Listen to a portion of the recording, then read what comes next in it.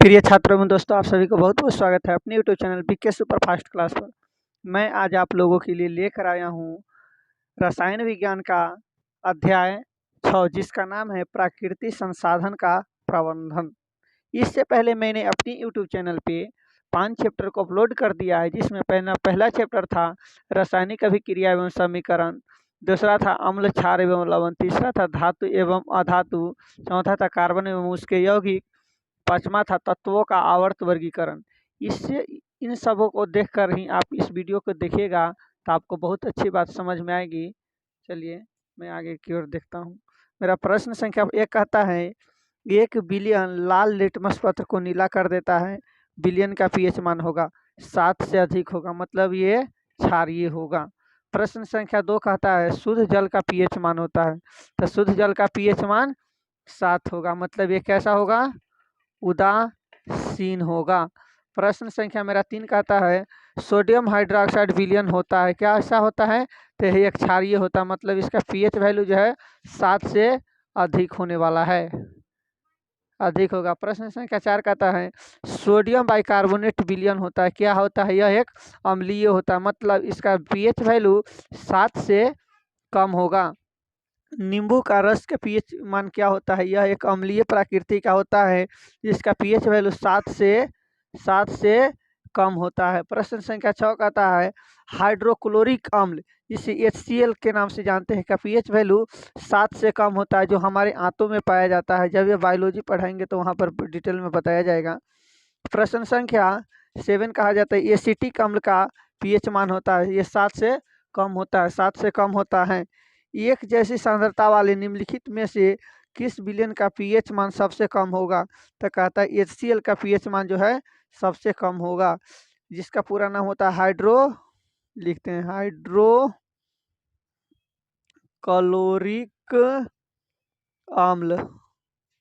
Hydrochloric अम्ल के नाम से जो है जाना जाता है। प्रश्न संख्या 9 कहता है 1 बिलियन का पीएच मान 10 है, यह विलयन हो सकता है।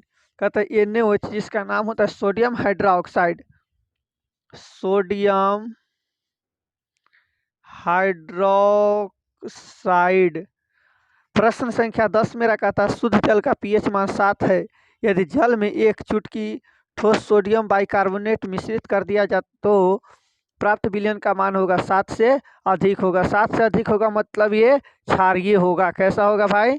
क्षारीय होगा। प्रश्न संख्या 11 कहता है सोडियम हाइड्रोक्साइड की 1 बिलियन का पीएच मान 9 है, यदि विलयन में और अधिक जल मिला दिया जाए तो प्राप्त विलयन का मान होगा 9 से कम होगा। 9 से कम होगा मतलब 7 से अधिक होगा, तो ये क्षारीय ही होगा, है ना? ये क्षारीय होगा। प्रश्न संख्या 12 मेरा कहता है पीएच का गणितीय व्यंजक क्या होता है?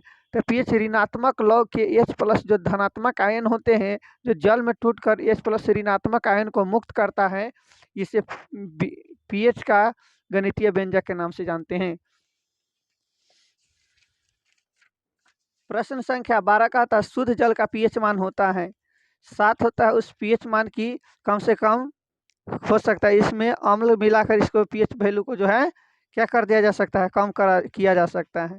प्रश्न संख्या 13 कहता है सोडियम कार्बोनेट विलयन का पीएच मान होता है 7 से अधिक होगा। 7 से अधिक होगा मतलब ये क्षारीय होगा। प्रश्न संख्या 14 मेरा कहता है सोडियम हाइड्रोक्साइड विलयन का पीएच मान होता है, तो ये 7 से अधिक होगा, मतलब यह भी कैसा होने वाला है? यह भी एक क्षारीय प्रकृति का होगा। नींबू के रस का पीएच मान कितना होगा? 7 से कम होगा। प्रश्न संख्या 16 कहता है सोडियम बाइकार्बोनेट विलयन का पीएच मान होता है 7 से अधिक होगा, यह भी क्षारीय प्रकृति का होगा। इतना बात सुनने से एक बात को स्पष्ट हो रहा है कि जिस विलयन का पीएच वैल्यू अगर 7 से कम होए तो वह अम्लीय होगा, अगर 7 से अधिक है तो वो क्षारीय होगा। प्रश्न संख्या मेरा 17 कहता है अम्लीय विलयन का पीएच वैल्यू होता है 7 से कम होता है। 2 विलयन ए और बी के पीएच मान क्रम से 1 और 12 है, तब क्या कहता है? ए जो है कि वो अम्लीय प्रकृति को दर्शाएगा और बी क्षारीय प्रकृति को दर्शाएगा। उस धातु का नाम बताओ जो सांद्रण सल्फ्यूरिक अम्ल, इसका नाम होता है सल्फ्यूरिक अम्ल। सल्फ्यूरिक अम्ल से अभिक्रिया करके SO2 सल्फर डाइऑक्साइड गैस बनाता है। कौन है? जो एक तांबा होता है। प्रश्न संख्या मेरा 20 का था, नींबू के रस का पीएच वैल्यू कितना होता है? 7 होता है। Thanks for watching this video. इस वीडियो को देखने के लिए आप सभी को बहुत बहुत धन्यवाद।